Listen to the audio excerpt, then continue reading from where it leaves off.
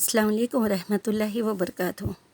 انشاءاللہ آج ہم عیادت کے بارے میں بات کریں گے۔ دیکھیے، کوئی اگر بیمار ہے، تکلیف میں ہے، کسی کو بخار ہے، ہمارے رشتہ دار ہیں، ہمارے پاس پڑوس ہے، ہمارے جاننے پہچاننے والے، ہمارے دوست احباب ہے، اگر کوئی بیمار ہے تو ہمیں ان کی عیادت کے لیے جانا چاہیے۔ تو جب ہم ان سے ملنے کے لیے جاتے ہیں اس کو ہم عیادت کہتے ہیں نا۔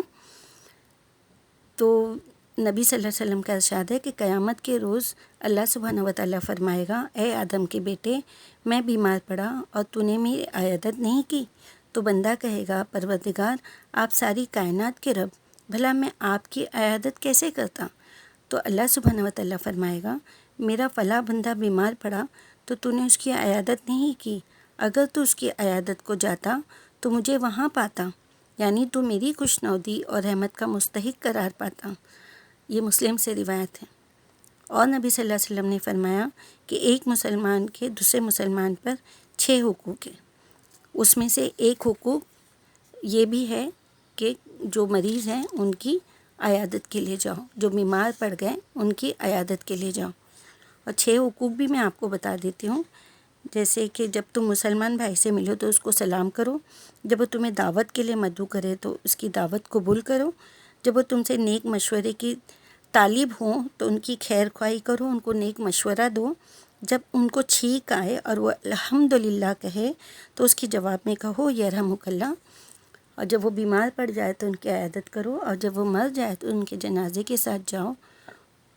اور نبی صلی اللہ علیہ وسلم نے یہ بھی فرمایا کہ جس نے اپنے مسلمان بھائی کی عیادت کی وہ جنت کے بالا خانے میں ہوگا۔ اور حضرت ابو ہریرہ رضی اللہ تعالیٰ عنہ کا بیان ہے کہ نبی صلی اللہ علیہ وسلم نے فرمایا، جب کوئی بندہ اپنے مسلمان بھائی کی عیادت کرتا ہے، ایسے ملاقات کے لیے جاتا ہے، تو ایک پکارنے والا آسمان سے پکارتا ہے، تم اچھے رہے، تمہارا چلنا اچھا رہا، تم نے اپنے لیے جنت میں ٹھکانہ بنا لیا۔ یہ ترمذی سے روایت ہے۔ اور مریض کے سرہانے بیٹھ کر اس کے سر یا بدن پر ہاتھ پھیریے، تسلی کی کچھ کلمات کہیے تاکہ اس کے ذہن میں آخرت کے اجر و ثواب کی طرف اس کا ذہن اس طرف چلا جائے، اور اس کو جو تکلیف ہے، جو بے چینی ہے، بے صبری ہے، اس کی وجہ سے اس کی زبان پہ جو شکوہ شکایت کے الفاظ آ جاتے ہیں وہ اس سے رک جائیں، ہے نا۔ اسے اس وقت کہو کہ اللہ کا ذکر کرو، جو تم کو اس وقت تکلیف میں جو چیز آسان پڑتی ہے، تم اللہ اکبر پڑھو، سبحان اللہ پڑھو، الحمدللہ پڑھو، یا حیو یا قیوم پڑھو، تم کلمہ پڑھو، تم استغفار پڑھو، تم درود پڑھو، جو تم کر سکتے ہو وہ اللہ کا ذکر کرو، اللہ تمہاری مدد کرے گا، اللہ تم کو جلدی شفا دے گا۔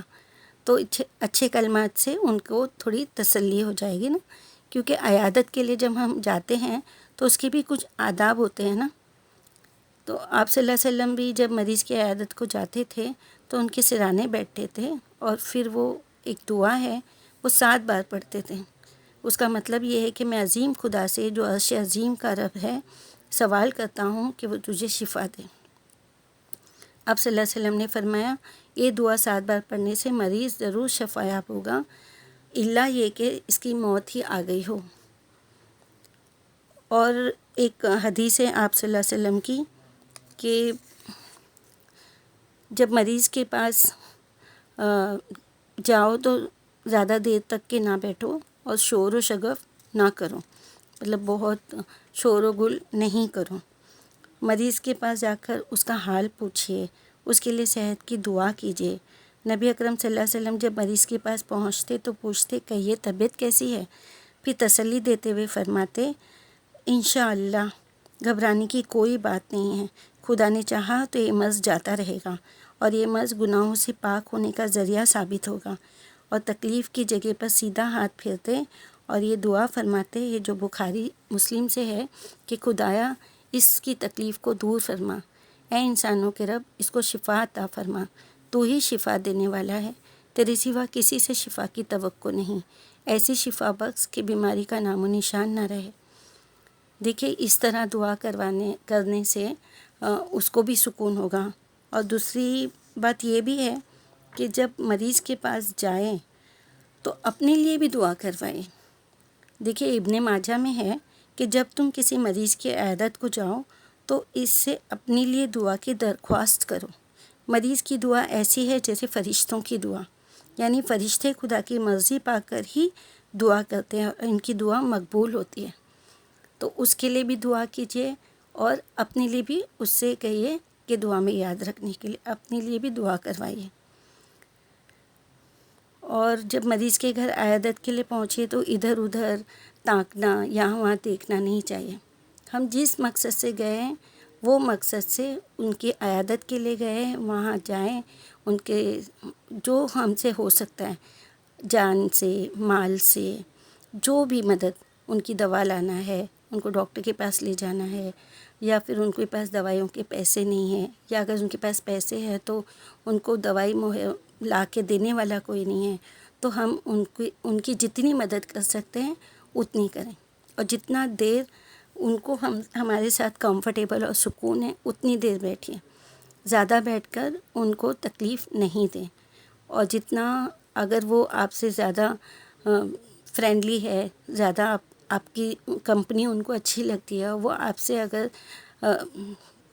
ضد کرتے ہیں کہ آپ بیٹھیے، اگر وہ بے تکلف ہو کر آپ کو بولتا، وہ خواہش مند ہوتا ہے کہ آپ ان کے پاس بیٹھے، تو پھر ان کے جذبات کا ہم کو احترام کرنا چاہیے اور ان کے پاس بیٹھنا چاہیے۔ اور حضرت عبداللہ بن عباس فرماتے ہیں کہ مریض کے پاس زیادہ دیر تک نہ بیٹھنا اور شور و شگف نہ کرنا سنت ہے۔ اب کبھی کیسا ہوتا ہے کہ مریض کو دیکھنے کے لیے جاتے تو ہم ہمارے 4 بچوں کو لے کے جاتے، پھر وہ بچے اتنا شور و گل کرتے تو نہ ہم ان کی طرف غور کر پاتے اور نہ اپنے بچوں کی طرف، اور وہ گھر والے بھی پریشان ہوتے وہ مریض بھی۔ تو جب جائیں تو ایسا کرے کہ سامنے والوں کو ہماری وجہ سے سکون ملے، راحت ملے، اور ان کے رشتہ داروں سے حال احوال پوچھے۔ مطلب جتنا ہم سے ہو سکتا ہے ہمیں ان کی خدمت کرنا، ان کو سکون دینا، ان کو راحت پہنچانا، ان کے پاس بیٹھ کے دین کی بات کرنا، اور اللہ سے ان کے لیے دعا کرنا، اور اپنے لیے ان سے دعا کروانا۔ بس اتنا ہوگا، اللہ تعالیٰ اس کا اجر دے گا۔ اللہ تعالیٰ نے بہت اس کا اجر رکھا ہے۔ اللہ تعالیٰ سب کو اچھا رکھے، کسی کو بیمار نہیں کرے، اور اگر کوئی بیمار ہے تو ہم جب اس کی عیادت کے لیے جائیں تو عیادت کے آداب کے ساتھ ہم اپنی نیک باتیں کریں اور ان سے نیک دعائیں کروائیں۔ اللہ تعالیٰ ہماری دعاؤں کو بھی سنیں، اللہ تعالیٰ ان کو بھی شفا دے، اللہ تعالیٰ ہماری بیماریوں کو بھی دور کرے۔ آج کل بیماریوں سے بہت خوف ہوتا ہے، بہت ڈر لگتا ہے، ایک چھوٹی سی بیماری پتہ نہیں انسان کو کہاں سے کہاں پہنچا دیتی ہے۔ اللہ تعالیٰ سے سب سے پہلے بیماری سے اللہ تعالیٰ کسی کو کوئی بیماری نہ دے، اللہ تعالیٰ کسی کو کسی کا محتاج نہیں کرے، اللہ پاک۔ اللہ تعالیٰ بہت تکلیف، راحت اور خوشیاں، اللہ تعالیٰ یہ تکلیف جو بیماری کی ہوتی ہے اس سے ہمیں راحت اور خوشیاں دے، اللہ تعالیٰ بیماریوں سے اللہ تعالیٰ شفا دے۔ اللہ تعالیٰ جو بھی ہاسپٹل میں پڑے ہیں، بیمار ہے، بڑی بیماری چھوٹی بیماری جو بھی، اللہ ان سب کو شفا دے۔ اللہ تعالیٰ ان کے گھر والوں کو ہمت دے، اللہ ان کے گھر والوں کو صبر دے، اللہ تعالیٰ ان کے گھر والوں کو ہمت دے۔ اللہ تعالیٰ ہم سے جو ہو سکتا ہے اس کی ہمیں طاقت دے کہ ہم ان کی مدد کر سکیں۔ اللہ تعالیٰ ہمارے آل اولاد، ہماری نسلیں، جو بھی ہمارے آگے ہے، جو ہمارے ساتھ ہے، جو اب ہے، اللہ تعالیٰ ان سب کو نیک راستے پہ چلنے کی، نیک ہدایت کی توفیق عطا فرما۔ آمین یا رب العالمین۔ السلام علیکم ورحمۃ اللہ وبرکاتہ۔